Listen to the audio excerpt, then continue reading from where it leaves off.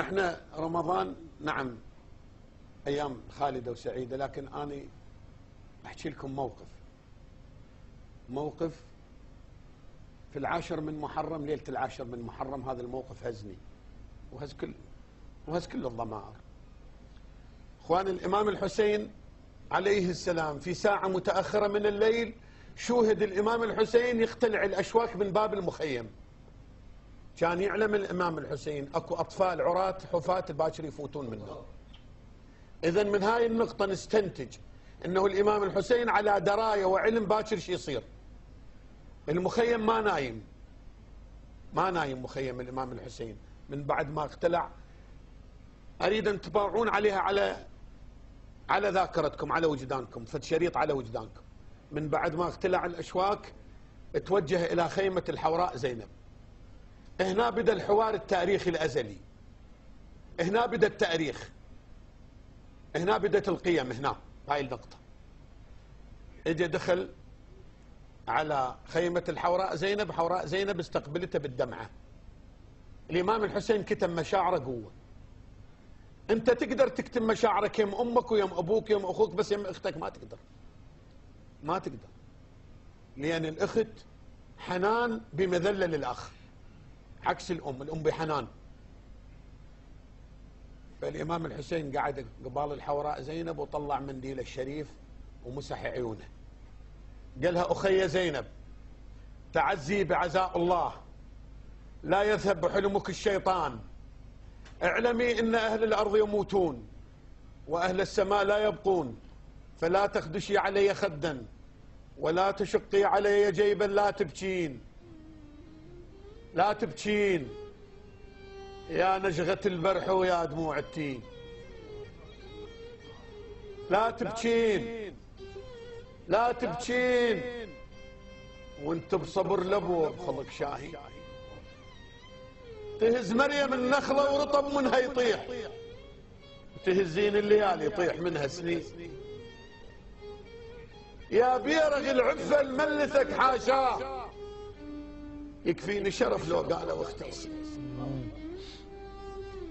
يا نقطة حياة بقصة التاريخ، مدللت السمنت شلون تنذلين. لا تبكين وبوك البكي عين الباطل بصفين. فقس عين الجمل والنهروان شود، ومن نسمه يتلعثم خوف سور الصيف. لا تبكين، لا تخليني اقوم انعم عين الكون.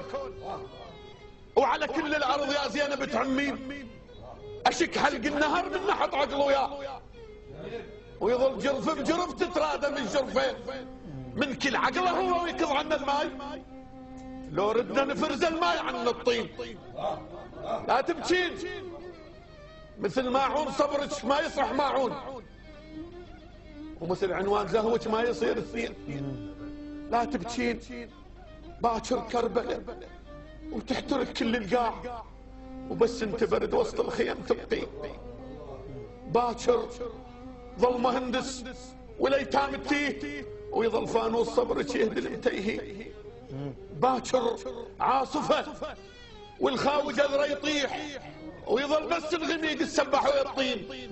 سموم الحقد باكر تهم من كل صوب، وبس انت في وذر الظلين وصيك برقيه، وبعد ما وصيك ما تحمل هضم ادريح خد بربيل. وذكرك بالعليل البقى الشمع بدار، بالتم واعرفك ابد ما تنسين. لا تبكين، من تنزل دموعك ما ادري شنو يصير. اما الشعيت اخوك الخاطر السكتين، دموعك من تطيح يخضرن ايات، وبكتاب المصايب وحدك ترتلين. اما اليتيمه فلا تقهر، اليتامى حدر كترك ناموا ومأمنين. الكترك حضاره ومدرسه وتاريخ، الكترك شمس بس للضوء تخرجين. خرجت القمر وظل ما طفل الدوم، ومن حضنك طلع حاكثر محصومين. لا تبكين، باكر معركه وقط ما يهمني الموت، يهمني ويا الغرب يما الخضر تمشين. ولو أدريك آية وتمشي فوق القاع وملائكة السماء بعفتك متباهين، ما طاوعني قلب الوحد يسترحين. يبرالج ذرة وديت راس وياك، ما طاوعني قلب الوحد يسترحين. من يحسر الهودة شعر راس يقوم، من يزجرشنا ذي الفولاء الصبرينين. أحل فنج قسم بأخو زينب العباس، أحل فنج قسم بأخو زينب العباس، بالج بالمسير الراسي الصدين. لا تبكين لا تبكين، طبيت القصر مشرع وطب عباس، طبيت القصر مشرع وطب عباس، خليتي العين تمرت من العين. باكر انتصر وجيش الحقد مهزوم، لأن تعداد جيش زينب و70. إلى آخر القصيدة. أحسنت. شكرا لك استاذ ابو محمد على هذه القصيده الرائعه. قبل شوي ذكرت انه هذا المكان هو يعني مكان بخت، وفعلا هذا المضيف هو ليس مضيف فقط للقعدات العشائريه، انما اللي اعرفه انا شخصيا انه هذا مكان لفضل الطلابه بين العشائر اللي يصير، حتى مو بين البهادل نفسهم.